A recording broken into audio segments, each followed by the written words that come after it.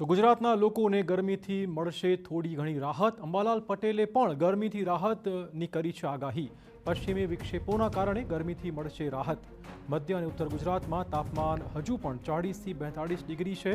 આગામી સમયગાળામાં રાજ્યમાં ગરમીનું પ્રમાણ ઘટવાની શક્યતાઓ છે।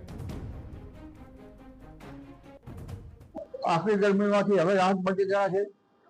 લગભગ મધ્ય ગુજરાતના ભાગોમાં મહત્તમ તાપમાન 41-42 ડિગ્રી સેલ્સિયસ આસપાસ રહેવાની શક્યતા છે અને ધીરે ધીરે 40 ડિગ્રી સેલ્સિયસ આસપાસ થઈ જવાની શક્યતા છે।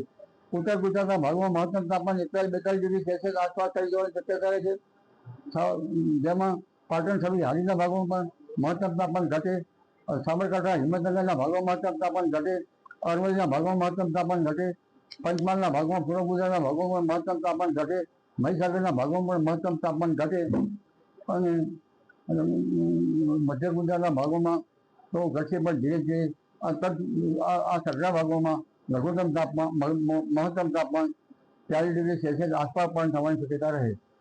ભરૂચ ને મહીસાગરના ભાગોમાં તાપમાન ઘટે, જૂનાગઢના ભાગોમાં તાપમાન ઘટે।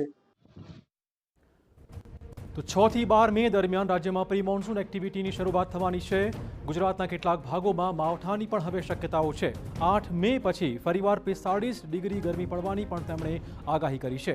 આ ઉપરાંત 11 થી 20 મે દરમિયાન આંધી વંટોળ ફૂંકાવાની પણ શક્યતાઓ તેમણે વ્યક્ત કરી છે। તારીખ 6 થી 12 મેમાં પ્રી મોન્સૂન એક્ટિવિટીનો વરસાદ રાજ્યના ભાગોમાં થવાની શક્યતા રહે।